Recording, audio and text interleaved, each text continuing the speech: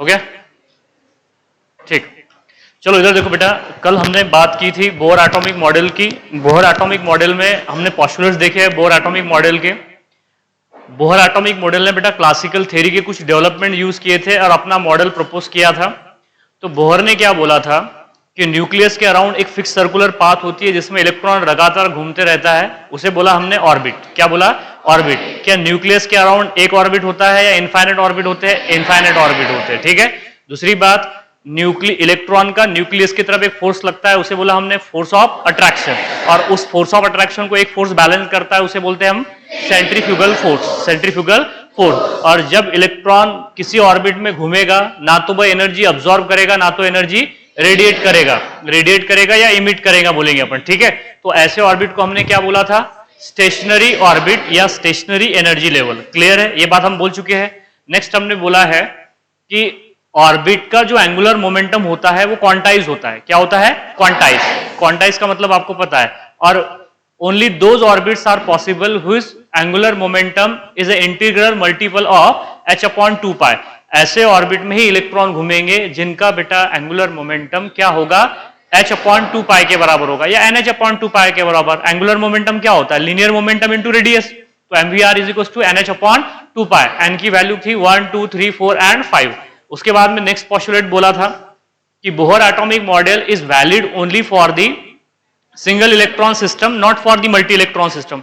ऐसे एटम जिसमें बेटा एक से ज्यादा इलेक्ट्रॉन होंगे उसके लिए वैलिड नहीं होगा, सिर्फ सिंगल इलेक्ट्रॉन सिस्टम के लिए ही क्या होगा? वो वैलिड होगा। ये था बोहर एटॉमिक मॉडल, ये पोस्टुलेट्स थे।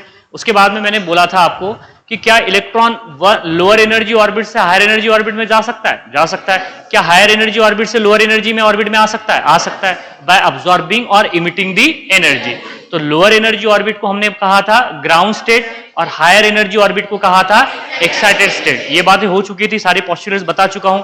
कैलकुलेशन ऑफ रेडियस भी देख चुके थे, लेकिन दोबारा से बता देता हूं कि रेडियस कैसे कैलकुलेट करते हैं। किसकी रेडियस? रेडियस है बेटा एटम की, मतलब न्यूक्लियस से इलेक्ट्रॉन की दूरी। न्यूक्लियस से इलेक्ट्रॉन की दूरी, न्यूक्लियस से इलेक्ट्रॉन कितने दूरी पे होगा उसी को हम क्या कहते हैं? उसकी एटॉमिक रेडियस। तो nth ऑर्बिट में रेडियस हम निकाल सकते हैं। तो रेडियस निकालने के लिए, रेडियस के बाद में हम वेलोसिटी भी देखेंगे, वेलोसिटी के बाद में हम एनर्जी की भी बात करेंगे, सारी बातें एक एक करके। लेकिन आपको ये बातें जो मैथमेटिकल एक्सप्रेशन है, अगर ये समझ में आ गया बेटा तो इसके ऊपर के क्वेश्चन आपको सॉल्व करते आएंगे, ठीक है। तो इधर देखो, सबसे पहले बात करेंगे that is the calculation of radius. बेटा ध्यान देना पड़ेगा आपको, मैं बताऊंगा आपको कि इससे पहले प्रीवियस ईयर में ये जो पढ़ाने वाला हूं इस पे अब तक के बेटा अगर 10 साल से देखा जाए, पिछले 10 साल से 2012 से देखा जाए तो तकरीबन 8 से 10 क्वेश्चन आ चुके हैं डिफरेंट एग्जाम में, और उससे ज्यादा भी हो सकते हैं, ठीक है। इधर देख लीजिए, अब बात करेंगे सबसे पहले calculation of radius. Calculation of radius, बोलो मत रे पीछे वाले ने तो बाहर अकल दूंगा मैं आपको। So that is the calculation of radius. Calculation of radius. अब इधर देखो आप, हमने बोला है कि ये जो एटम है, ये जो एटम है जिसका सेंटर न्यूक्लियस है, उसके अराउंड फिक्स सर्कुलर पाथ है। थोड़ा अच्छे से बना देता हूं, that is the fix circular path which is called as the orbit. और इस ऑर्बिट में इलेक्ट्रॉन घूम रहा है ना, ऐसे बताया था मैंने कल आपको, ये ऐसे कुछ बताया था कि ये इलेक्ट्रॉन है, और इस इलेक्ट्रॉन में और इस न्यूक्लियस में जो फोर्स ऑफ अट्रैक्शन है Fa हमने माना है। क्या है? Fa। उससे पहले, हाँ ठीक है, ज्यादा जोश मत बताओ, ठीक है, कल ही बोला मैंने आपको। हाँ, नहीं तो फिर आपको समझ में तो आ रहा है ना, नहीं तो मैं क्लास होने के बाद में स्पेशली जो चिल्ला के बोल रहे हैं ना उनसे पूछूंगा फिर मैं आपसे, ठीक है। हाँ, तो काबू में रखो अपने आप को थोड़ा सा।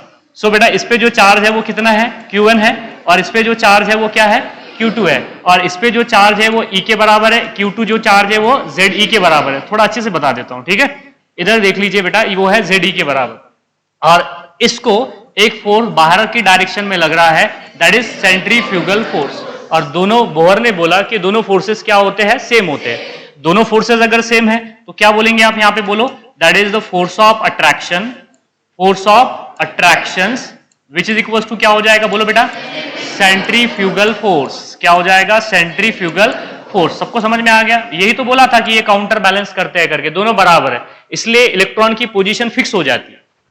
इलेक्ट्रॉन जिस ऑर्बिट में घूम रहा था उसी ऑर्बिट में लगातार घूमेगा। क्लियर है बात यहाँ पे? क्योंकि दोनों फोर्सेस क्या है? सेम है, मैग्नीट्यूड में दोनों फोर्स क्या है? सेम है। एक फोर्स जो न्यूक्लियस की तरफ इलेक्ट्रॉन को खींच रहा है, और एक फोर्स जो है इलेक्ट्रॉन को न्यूक्लियस से दूर लेके जा रहा है। तो दोनों अगर बराबर हो जाए तो इलेक्ट्रॉन की पोजीशन क्या हो जाएगी? फिक्स हो जाएगी। क्या हो जाएगी? फिक्स हो जाएगी। अब मैंने ये बोला था कि जो फोर्स ऑफ अट्रैक्शन है, क्या है बेटा? Force of attraction. वो जो फोर्स ऑफ अट्रैक्शन वो कितना होता है रे? बताइए जरा कितना होता है? कितना होता है फोर्स ऑफ अट्रैक्शन? वो होता है बेटा K Q1 Q2 over R square. और ये सेंट्रीफ्यूगल फोर्स कितना होता है? mv square by r। क्या होता है? mv square by r। यही था, मैंने आपको बोला था कि रखो यहाँ पे Q एंड Q की वैल्यू। बोलो क्या होगा? बोलो K Z E square upon क्या हो जाएगा? R square is equal to mv square by r। मैंने आपको ये भी बोला था कि r से r आउट हो जाएगा इस तरीके से, तो बचेगा क्या? बोलो बेटा बचेगा क्या यहाँ पे? हाँ, K Z E square upon r which is equal to, बोलो क्या होगा? mv square. क्या हो जाएगा? mv square.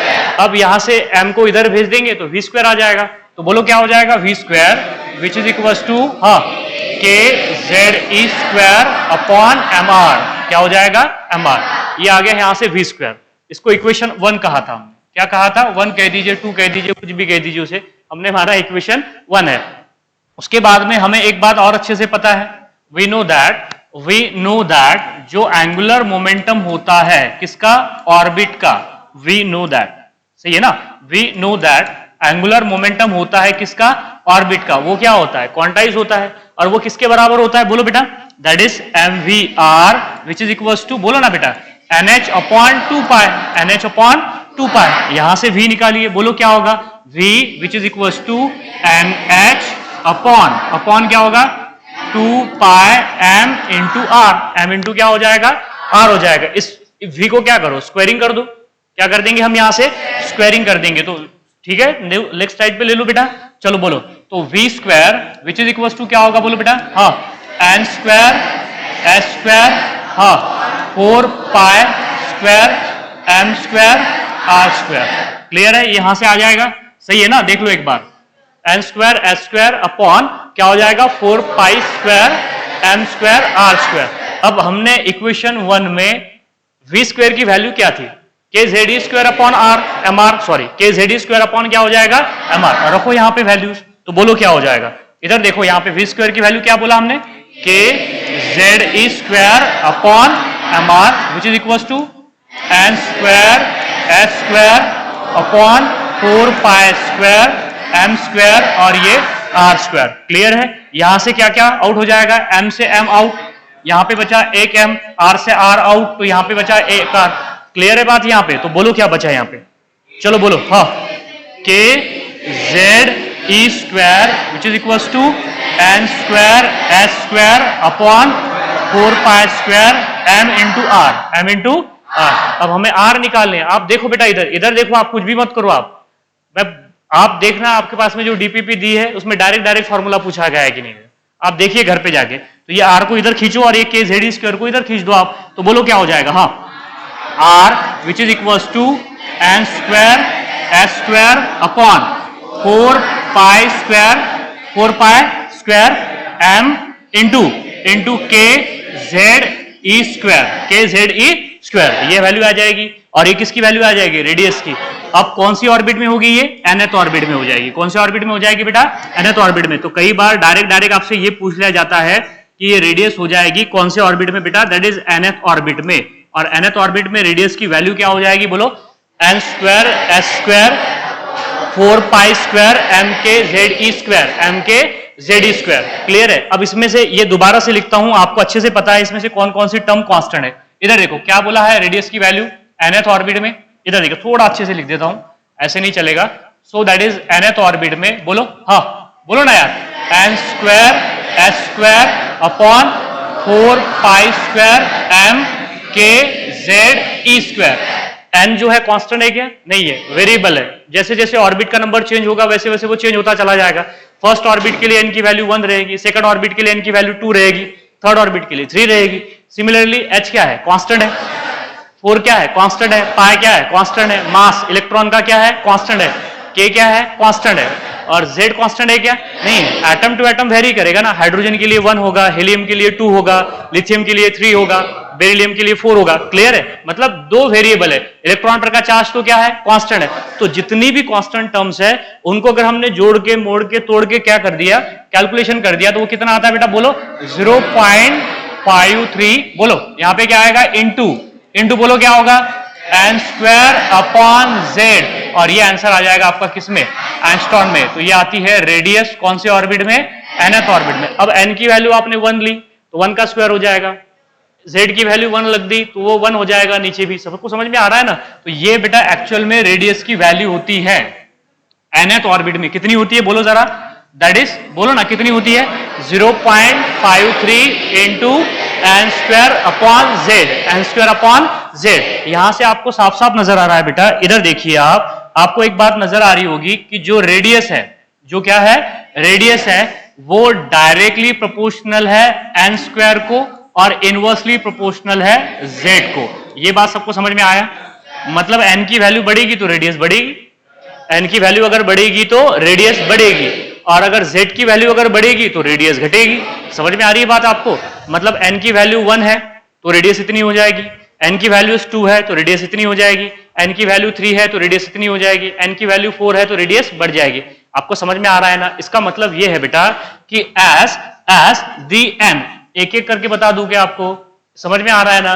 कि यहां पे बेटा ये बात आपको साफ साफ नजर आ रही है कि अगर n अगर बढ़ेगा तो रेडियस क्या होगी, बढ़ेगी, लेकिन रेडियस क्या हो जाएगी, बढ़ जाएगी, रेडियस भी क्या हो जाएगी, बढ़ जाएगी।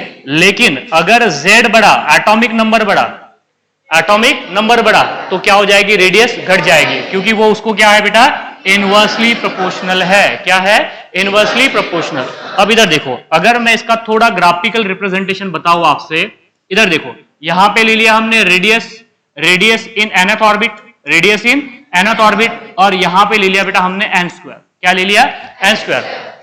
नंबर ऑफ ऑर्बिट बढ़ेंगे तो रेडियस क्या होती चली जाएगी, बढ़ती चली जाएगी। कैसे बढ़ेगी, देखो पहले रेडियस यहां पे होगी, पहले रेडियस की वैल्यू कुछ ना कुछ यहां पे होगी, इधर देखिए आप, यहां पे होगी, बाद में और बढ़ जाएगी, बाद में क्या हो जाएगी, और बढ़ जाएगी, बाद में कुछ ऐसे बढ़ जाएगी। स्क्वायर से बढ़ेगी ना यार, ऐसे बढ़ेगी क्या, ऐसे लीनियरली नहीं, लीनियरली नहीं बढ़ेगी। समझो इस चीज को आप, मैं क्या बोल रहा हूं आपको बेटा, ऐसे लीनियरली नहीं बनेगी, वो तो स्क्वायर से बढ़ेगी। देखो ना यहाँ पे, radius of an atom is directly proportional to the square of N.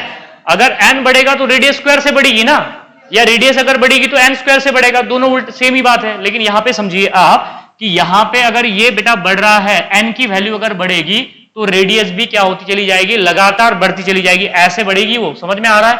ये देखो, अब आपको नजर आ रहा होगा कि मैंने इस ग्राफ को ऐसे क्यों नहीं बता दिया, ऐसे क्यों नहीं बता दिया, ऐसे नहीं होगा वो। क्या लगातार वैल्यू यहां पे वैलिड है क्या उसकी? नहीं ना, उसकी वैल्यूज क्वांटाइज है। क्या है आपको जितने भी हम पढ़ चुके हैं क्वांटाइजेशन, पढ़ चुके हैं ना क्वांटाइजेशन, तो ये बेटा प्लैंक क्वांटम थ्योरी का ही इस्तेमाल किया है ना। तो ये जो वैल्यूज है, मैंने डॉट इसलिए बताया कि ये वैल्यू क्वांटाइज है, इनके दोनों के बीच की वैल्यू अलाउड नहीं है। आ रहा है सबको समझ में? हाँ, उसका लोकस बना सकते हो आप, लोकस मतलब ये देखिए, आप ऐसे बना सकते हो कि ग्राफ ऐसे कुछ जा रहा है करके, लेकिन आप ग्राफ को ऐसे प्लॉट नहीं करेंगे। ये बात आपको समझ में आई या नहीं है बेटा? ये वैल्यू रेडियस की, अगर n की वैल्यू अगर 1 है तो रेडियस की कुछ ना कुछ वैल्यू अलाउड होगी, ऐसे ये वाली होगी। n की वैल्यू 2 है तो रेडियस की ये दूसरी वैल्यू निकल के आएगी, n की वैल्यू 3 है तो ये रेडियस की तीसरी वैल्यू निकल के आएगी, n की वैल्यू 4 है तो ये रेडियस की बेटा क्या होगा, चौथी वैल्यू निकल के आएगी। यहाँ पे सबको समझ में आ रहा है? लीनियरली ऐसे ग्राफ को आप नहीं प्लॉट कर सकते, ये समझ में आ रहा है क्या? क्योंकि बेटा मुझे एक बात बताइए, n की वैल्यू या तो 1 पॉसिबल है, या तो 2 पॉसिबल है, या तो 3 पॉसिबल है, 1.5 पॉसिबल है क्या, 2.5 पॉसिबल है क्या? नहीं। तो ग्राफ को अगर आपने कंटिन्यूअस दे दिया जाए तो गलत हो जाएगा, तो ये ग्राफ ऐसा होगा। हाँ, इसका लोकस आप ऐसे बना सकते हो। सबको समझ में आ रहा है ना? ये बात क्लियर है बेटा? तो ऐसे ग्राफ आएगा, किसका, बोलो, रेडियस का और ऑर्बिट का। ऑर्बिट बढ़ेगी तो रेडियस क्या होगी बेटा, बढ़ेगी, ऐसे एक्सपोनेंशियली बढ़ती चली जाएगी, ऐसे एक्सपोनेंशियली क्या होती चली जाएगी, बढ़ती चली जाएगी। मैंने बोला आपको ये ग्राफ एग्जिस्ट नहीं करेगा, ऐसे मत लिख देना, गलत हो जाएगा। 3 बार बोल चुका हूं आपको, ठीक है? दिमाग में बात आ गई यहां से कि ग्राफ ऐसे नहीं होगा, नहीं होना चाहिए। मैं रहने देता हूं इसे। ग्राफ कैसे एग्जिस्ट करेगा बेटा, ऐसे, क्योंकि क्वांटाइजेशन पे पढ़ रहे हैं हम। अबे ऑर्बिट की वैल्यू क्वांटाइज होगी ना, 1 होगी, 2 होगी, 3 होगी, 4 होगी, 5 होगी, उसके बीच की वैल्यू अलाउड नहीं है। क्लियर है? सबको समझ में आया? अब इधर देखो, हमारा फॉर्मूला कौन सा आ गया, बोलो, रेडियस का। r इज इक्वल टू क्या हो जाएगा बेटा, 0.53 into N square upon Z angstrom. किस में आ गया है? एंगस्ट्रॉन। एंगस्ट्रॉन का सेंटीमीटर में भी कर सकते हो आप, एंगस्ट्रॉन का मीटर में भी कर सकते हो। मीटर में करना है तो by multiplied by 10 to the power 10 करना पड़ेगा आपको, by multiplied by 10 to the power -10। -10 करोगे तो किस में आ जाएगा आंसर? मीटर में आ जाएगा। क्लियर है? आगे सबको समझ में? अब इधर देखो बेटा, इधर देखो आप, हमारे पास में जो फॉर्मूला निकल के आया है वो कौन सा है जरा बताइए मुझे आप, बोलो। हाँ, radius which is equals to, बोलो ना यार, 0.53 इंटू बोलो रे, into N square upon Z. ये किस में आ गया? एंगस्ट्रॉन में। अब अगर मान लीजिए हमने क्या कर दिया बेटा, इधर देखिए आप, हमने क्या किया, फॉर हाइड्रोजन एटम लिया। कौन सा एटम? Hydrogen atom. अब मुझे एक बात बताइए, अगर हाइड्रोजन एटम है तो हाइड्रोजन एटम के लिए Z तो क्या हो गया? 1 हो गया। ठीक है, हाइड्रोजन, देखो मैंने क्या बोला, सिंगल इलेक्ट्रॉन सिस्टम के लिए एग्जिस्ट करेगा ना, तो हाइड्रोजन लेंगे आप तो हाइड्रोजन के लिए Z क्या हो जाएगा? 1 हो जाएगा। हीलियम प्लस के लिए Z क्या हो जाएगा? 2 हो जाएगा। लिथियम 2 प्लस के लिए Z क्या हो जाएगा? 3 हो जाएगा। बेरिलियम 3 प्लस के लिए Z क्या हो जाएगा? 4 हो जाएगा। तो वो तो चेंज कर सकते हैं ना हम। तो देखो, for hydrogen atom Z is equal to 1, Z is equal to क्या हो जाएगा? 1। तो मुझे एक बात बताइए, अगर मुझे हाइड्रोजन के लिए फर्स्ट ऑर्बिट के लिए रेडियस निकालना है तो n की वैल्यू क्या होगी? बोलो बेटा, 1 होगी। अगर आप n की वैल्यू क्या लोगे? 1, तो रेडियस क्या हो जाएगी? फर्स्ट हो जाएगी। ये निकालना है आपको, फर्स्ट रेडियस। क्लियर है? तो रखो यहां पे वैल्यू, चलो बोलो क्या हो जाएगी। हाँ, R1 which is equal to, बोलो रे, 0.53 इंटू 1 स्क्वायर। ये किस में आ जाएगा? एंगस्ट्रॉन में। नीचे भी क्या होगा? 1। Z तो कितना है इसका? 1 है। तो बोलो कितना आ जाएगा? 0.53 एंगस्ट्रॉन। अबे 1 का स्क्वायर 1 ही होता है ना, तो 1 डिवाइडेड बाय 1 इक्वल टू क्या होगा? 1 होगा। तो आंसर निकल के क्या आ जाएगा? 0.53 एंगस्ट्रॉन। 0.53 एंगस्ट्रॉन। और ये जो फर्स्ट ऑर्बिट में रेडियस निकल के आ रही है, किसकी? हाइड्रोजन एटम की। बेटा इसी को बोलते हैं बोहर रेडियस। क्या बोलते हैं इसको? बोलो बेटा, बोहर रेडियस। तो आपको पूछा जाएगा कि बताइए बोहर रेडियस की वैल्यू कितनी होती है? कितनी होती है? 0.53 एंगस्ट्रॉन। 0.53 एंगस्ट्रॉन। और ये कांस्टेंट होती है। कई बार क्या होता है, हम इसे कई बार नहीं बेटा, इसे ऐसे लिख देते हैं, दैट इज A0। क्या लिख देते हैं यहाँ पे? A0। आ रहा है सबको समझ में? क्या लिखेंगे यहाँ पे? A0। मतलब A0 बोले तो कितना हो जाएगा? बोलो, 0.53 एंगस्ट्रॉन को क्या बोलेंगे आप? A0 बोलेंगे, जो कि बोहर रेडियस है। फर्स्ट ऑर्बिट में जो बोहर की रेडियस, बेटा फर्स्ट ऑर्बिट में हाइड्रोजन की जो रेडियस है उसी को क्या कहते हैं? Bohr radius. उसकी वैल्यू है 0.53 एंगस्ट्रॉन, या फिर हम उसे क्या लिखेंगे? A0 लिखेंगे। क्या लिखेंगे? A0। फिर बेटा अगर हमने सेकंड ऑर्बिट में निकालना चाहा तो बोलो क्या हो जाएगा? बोलो जरा, सेकंड ऑर्बिट, मतलब सेकंड ऑर्बिट में बोले तो R2 बोले तो n की वैल्यू क्या हो गई? 2 हो गई। n की वैल्यू कितनी हो गई? 2। तो बोलो क्या होगा? बोलो यहां से A0, सही है ना? 0.53 को जगह पे क्या लिखेंगे? A0। 0.53 की जगह पे क्या लिखेंगे रे? A0 इंटू, बोलो कितने का स्क्वायर लिखना पड़ेगा? बोलो, 2 का स्क्वायर डिवाइडेड बाय 1। 2 का स्क्वायर कितना होता है? 4। तो बताइए R2 इक्वल टू कितना हो जाएगा? हाँ, 4A0। क्या हो जाएगा? 4A0। आया सबको समझ में या नहीं आया? 2 का स्क्वायर कितना होता है? 4। तो A0 मल्टीप्लाइड बाय 4 बोले तो क्या हो जाएगा? 4A0। सेकंड ऑर्बिट में हाइड्रोजन की रेडियस जो रहेगी वो क्या रहेगी? 4A0। क्यों बेटा अगर थर्ड ऑर्बिट में निकालना चाहा तो बोलो क्या होगी? चलो बोलो रे, 9A0। क्या हो जाएगी? 9। अरे 3 का तो स्क्वायर करना है आपको। किसका स्क्वायर करना है? 3 का। बाद में 4 का स्क्वायर करना है। ठीक है, बोलो क्या होगा? R4 which is equal to क्या होगा? 16A0। क्या हो जाएगा? 16A0। और अगर फिफ्थ ऑर्बिट में अगर रेडियस निकालनी है तो बोलो 25A0। क्या हो जाएगी? 25A0। आ रहा है सबको समझ में या नहीं आ रहा है? क्लियर है ना? देखो बेटा, हाइड्रोजन एटम की फर्स्ट ऑर्बिट में रेडियस होती है A0। डायरेक्ट कभी कभार ऐसे पूछ लिया जाता है कि बताइए हाइड्रोजन एटम है, हाइड्रोजन एटम की सेकंड ऑर्बिट में रेडियस बताइए कितनी होगी? 4A0, then 9A0, then 16A0, then 25A0, that is then 36A0। आप ऐसे आगे बढ़ सकते हो। क्लियर है? सबको समझ में आ रहा है? थोड़ा अच्छे से बता देता हूं। इधर देखिए आप, ये देखो आप, मैं फर्स्ट ऑर्बिट सेकंड ऑर्बिट की जो बात कर रहे हैं बेटा हम, यहां पे देखो, ये न्यूक्लियस है। ये क्या है? न्यूक्लियस है। इस न्यूक्लियस के पहले सबसे पहली जो ऑर्बिट है वो फर्स्ट ऑर्बिट है। बाद में कौन सी ऑर्बिट है? सेकंड ऑर्बिट है। बाद में थर्ड ऑर्बिट है, then fourth and then fifth. चलिए ये देख लें, बता देता हूं। देखो इसके लिए n की वैल्यू कितनी है बेटा? 1, इसके लिए 2, इसके लिए 3, इसके लिए 4 और इसके लिए 5। हमने इसे नाम भी दिया था। ये K है, ये L है, ये M है, ये N है और ये O है। क्लियर है? यहां पे देखो हमने नाम भी दे दिया K, L, M, N, O। जैसे कि n की वैल्यू आपके सामने डिफाइन है यहाँ पे, first orbit, second orbit, third orbit, fourth orbit and fifth orbit. अभी मैंने आपको बताया कि बताइए फर्स्ट ऑर्बिट में रेडियस की वैल्यू कितनी होती है, a0 इतनी तो होती है बेटा। ये जो डिस्टेंस है न्यूक्लियस से फर्स्ट ऑर्बिट का और ये न्यूक्लियस का डिस्टेंस जो है ये कितना हो जाएगा, a0 हो जाएगा। क्या हो जाएगा, a0। क्लियर है। और बताइए न्यूक्लियस से सेकंड ऑर्बिट का डिस्टेंस कितना हो जाएगा, दैट इज 4a0। क्या हो जाएगा, 4a0। ये कितना होगा रे, 9a0। ये क्या हो जाएगा, 16a0। ये क्या हो जाएगा, 25a0। 25a0 आपको समझ में आ रहा है ना। ये जो डिस्टेंस है 25a0 फिफ्थ ऑर्बिट का न्यूक्लियस से डिस्टेंस है। फिफ्थ ऑर्बिट न्यूक्लियस से कितने दूरी पे है, ये वाला जो है ये है 25a0। 25a0 ये सबको समझ में आया, क्लियर है। अब आप क्या कर सकते हो, दो ऑर्बिट का डिस्टेंस भी, दो ऑर्बिट के बीच का डिस्टेंस भी निकाल सकते हो। दो ऑर्बिट के बीच का डिस्टेंस भी निकाल सकते हो, क्लियर है। आपने जो ऑर्बिट है, ऑर्बिट की न्यूक्लियस से आपने दूरी निकाली है बेटा।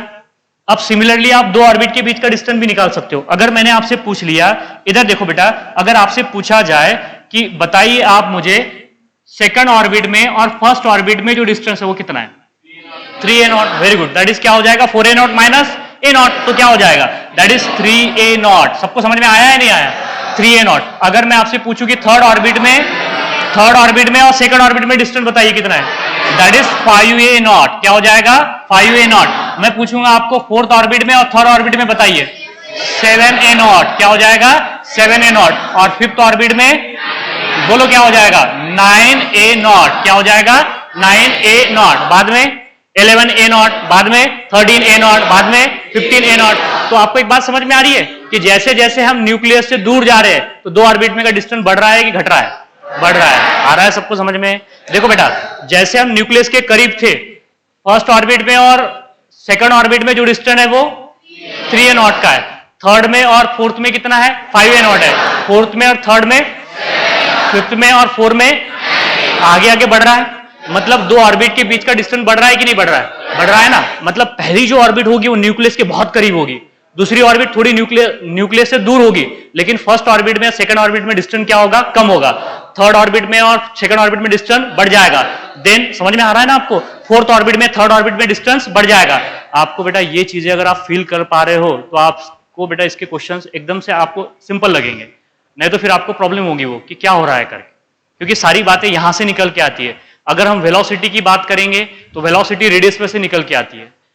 रेडियस की अगर हम एनर्जी की बात करेंगे तो वो भी रेडियस से निकल के आती है। तो ये सारी बातें आपको पता होनी चाहिए। अगर कोई चीज नहीं समझ में आ रही तो पूछिए आप मुझसे, मैं बिल्कुल आपको दोबारा से बताऊंगा, ठीक है। तो थोड़ा सा ध्यान भी दीजिए, ध्यान दोगे आप, अच्छा थोड़ा फोकस करोगे तो बिल्कुल समझ में आएगा। कोई डिफिकल्ट चीज नाम की चीज नहीं है ये, ठीक है।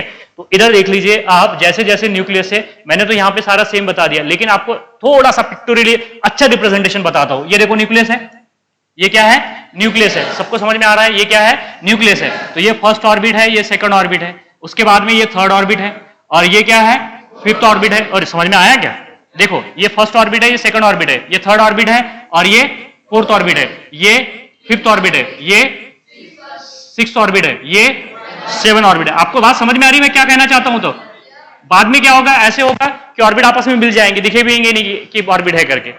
इसका मतलब समझ में आ रहा है क्या बेटा, क्या है ये, हाँ ठीक है, क्या है ये, ऑर्बिट, दो ऑर्बिट के बीच में का डिस्टेंस है, नहीं तो बोल देंगे सर वाईफाई है करके, नहीं ना। सो देखो बेटा, ये ऑर्बिट का, दो ऑर्बिट के बीच में का क्या है, डिस्टेंस है। पहले ज्यादा है, बाद में कम हो गया, बाद में और कम हो गया, बाद में और कम हो गया। एक वक्त ऐसा आ जाएगा कि हमें ऐसे नजर आएगा कि दो ऑर्बिट आपस में क्या हो रही है बेटा, मिल रही है। मतलब दोनों ऑर्बिट के बीच में का डिस्टेंस क्या हो जाएगा, कम हो जाएगा। सबको समझ में आ रहा है या नहीं आ रहा है, आ रहा है सबको समझ में। अगर दो ऑर्बिट के बीच में का डिस्टेंस अगर कम है तो दोनों के बीच में एनर्जी गैप कम होगा कि ज्यादा होगा, कम होगा। समझ में आ रहा है ना।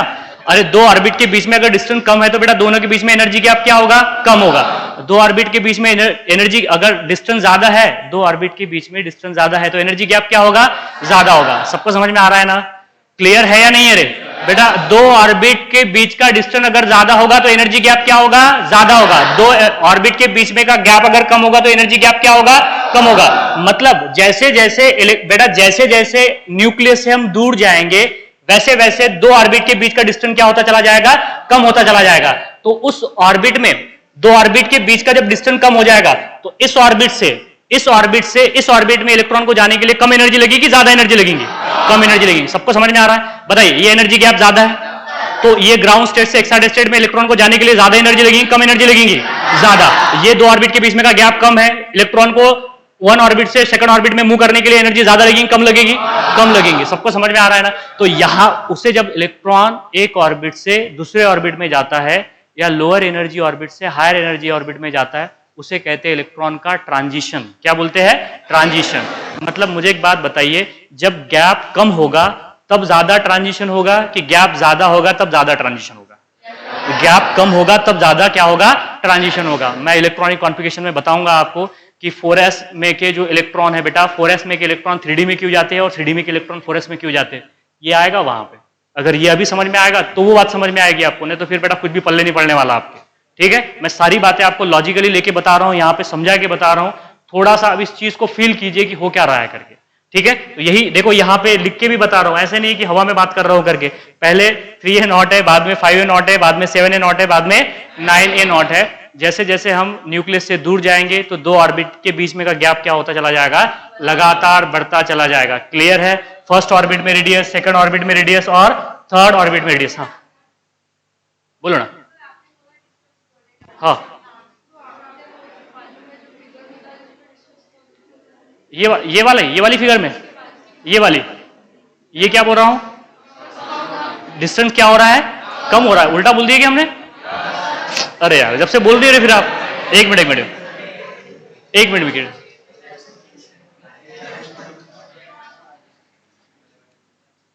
आप बेटा जो ऐसा मेरी नकल करते हैं तो आप अच्छे के लिए कर रहे हो कि ऐसी बस अच्छे के लिए कर रहे हो ना? हाँ ठीक है, तो अच्छे के लिए आज से नहीं करना है। ठीक है, अच्छे के लिए भी नहीं करना है, बिल्कुल आपको नकल करनी है ना बेटा।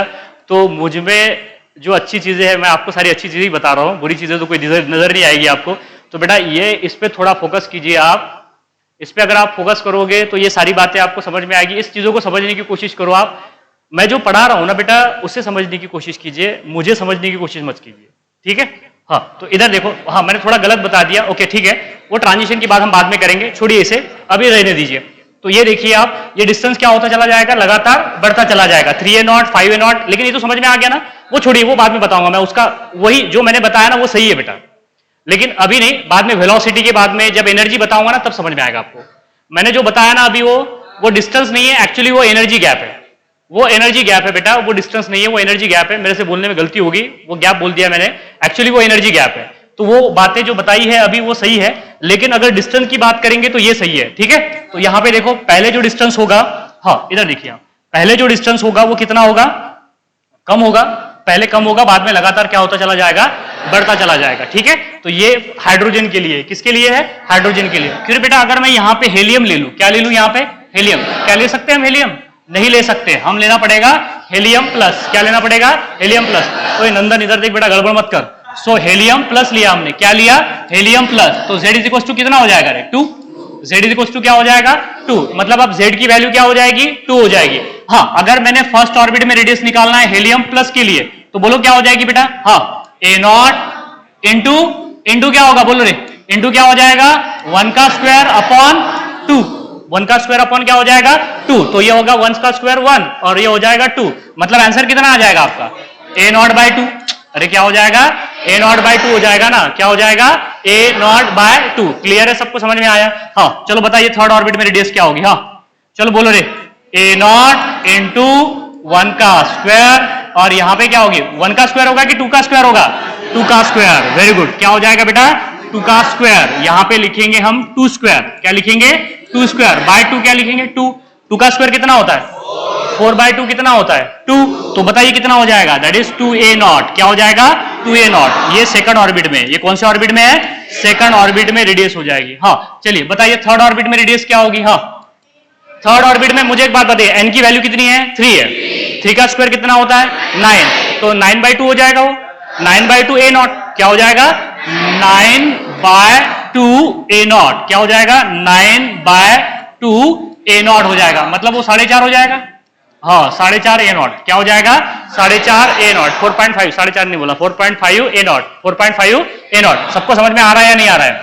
आ रहा है। चलो फोर्थ ऑर्बिट में बताइए।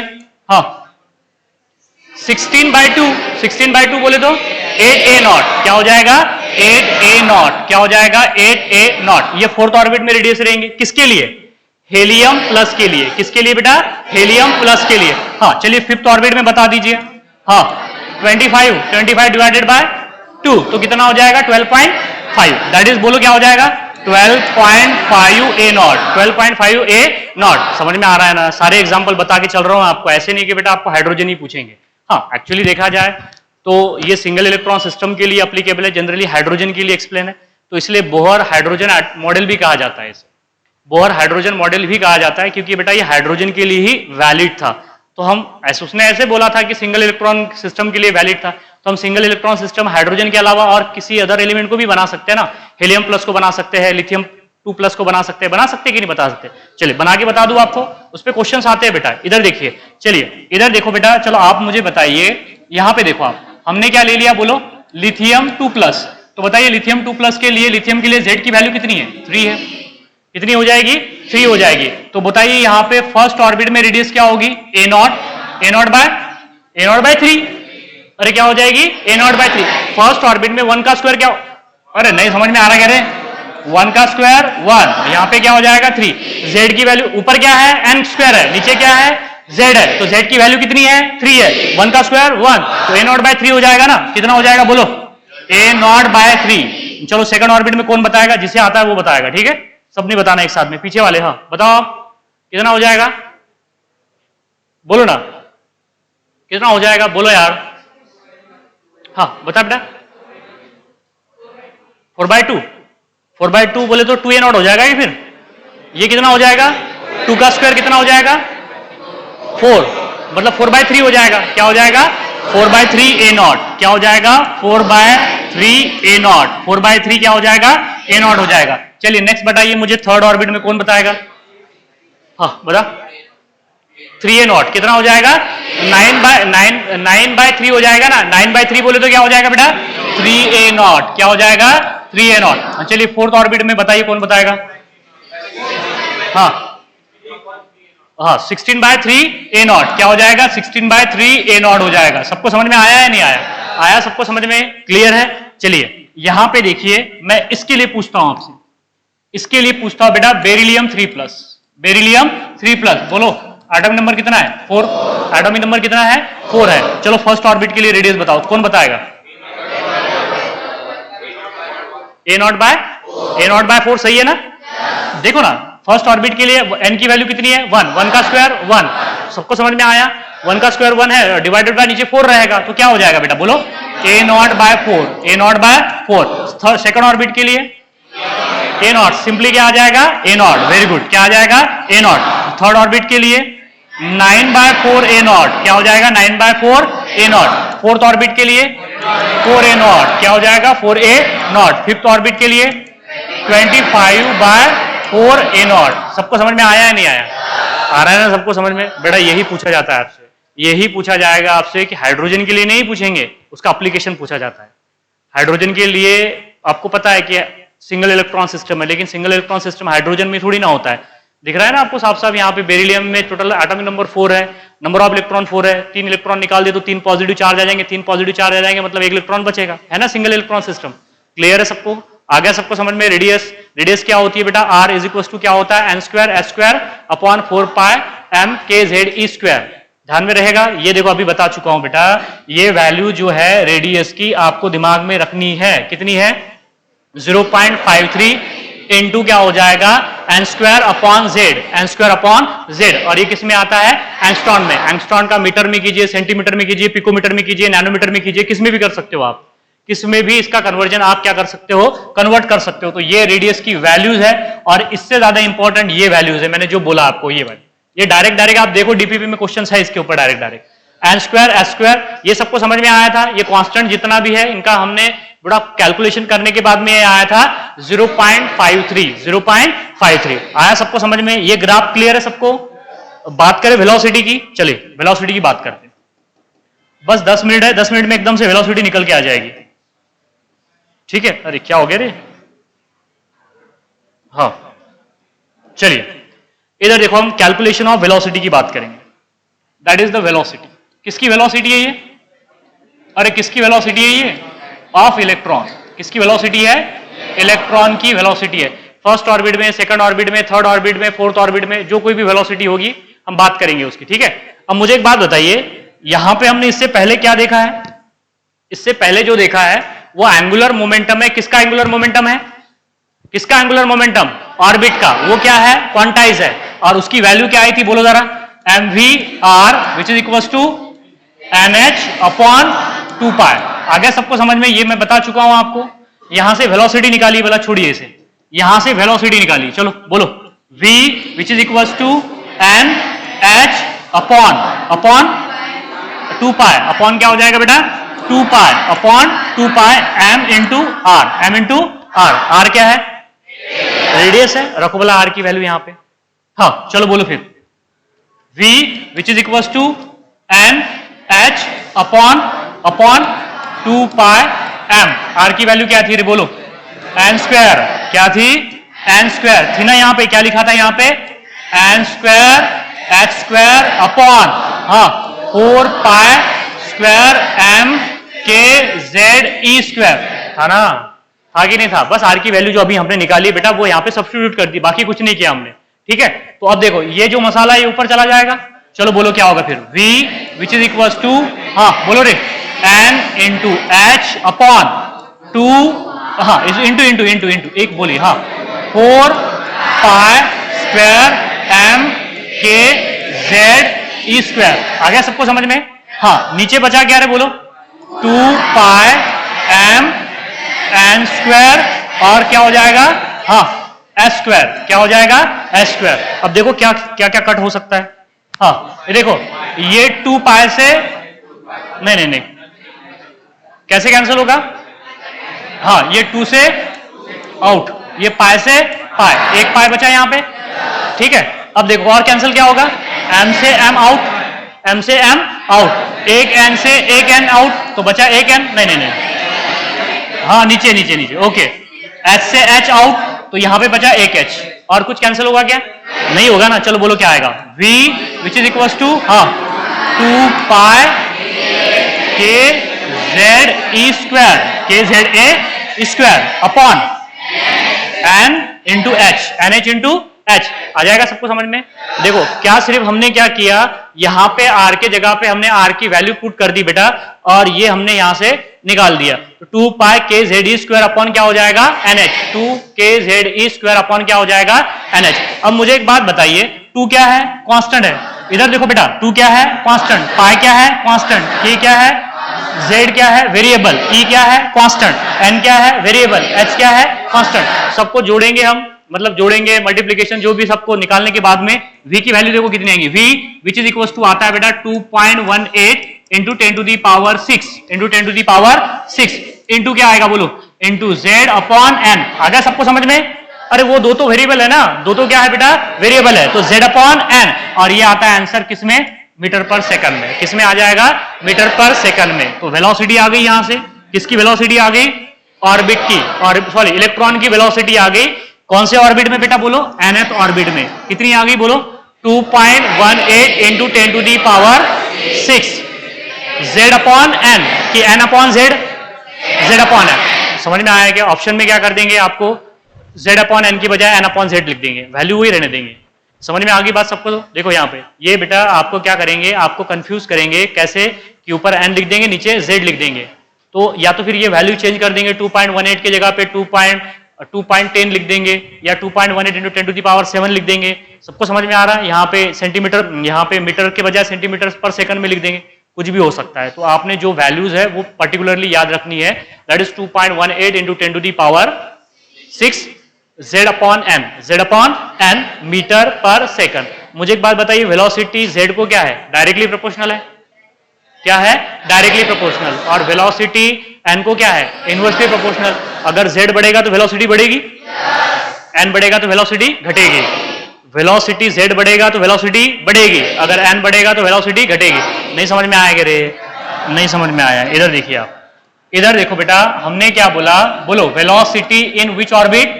nth orbit. Velocity in nth orbit is directly proportional to z, and velocity in nth orbit is inversely proportional to n. सबको समझ में आया? z बढ़ेगा तो वेलोसिटी क्या हो जाएगी, बढ़ जाएगी। जैसे जैसे z बढ़ेगा बेटा वैसे वैसे वेलोसिटी क्या होती चली जाएगी, बढ़ जाएगी। जैसे इधर देखिए आप, इधर देखो आप, अगर मैंने वेलोसिटी फर्स्ट ऑर्बिट में बात कर रहे हैं हम किसकी, हाइड्रोजन की। इधर देखिए आप बेटा, वेलोसिटी बात कर रहे हैं हम फर्स्ट ऑर्बिट में किसकी, हाइड्रोजन की।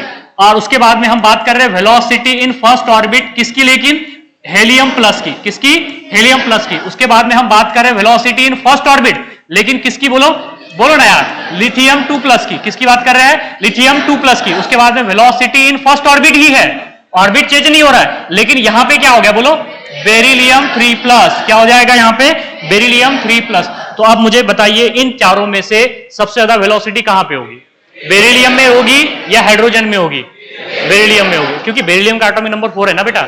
जिसका देखो आपको ऐसे नहीं करना पड़ेगा कि फिर इसका फर्स्ट ऑर्बिट लेना पड़ेगा दूसरे का सेकंड ऑर्बिट, नहीं, फर्स्ट ऑर्बिट में बात करें। देखो velocity of hydrogen in first orbit, velocity of lithium plus, helium plus in first orbit. बेटा इधर देखो बेटे, that is velocity of lithium 2 plus in first orbit, velocity of beryllium 3 plus in first orbit. ये चारों भी जो हमने लिखे हैं बेटा एटम्स और आयन, ये फर्स्ट ऑर्बिट में ही वेलोसिटी हम डिफाइन कर रहे हैं। अब कैसे देखेंगे कि किसकी ज्यादा है किसकी कम है, तो जिसका एटॉमिक नंबर ज्यादा होगा उसकी वेलोसिटी क्या होगी बेटा, ज्यादा होगी। तो यहां से निकल के आ रहा है कि बेरिलियम 3 प्लस में वेलोसिटी ज्यादा होगी, उससे कम होगी लिथियम 2 प्लस में, उससे कम होगी किसमें, समझ में आया, क्लियर है सबको, उससे कम होगी हेलियम प्लस में, और सबसे कम किसमें होगी, हाइड्रोजन में।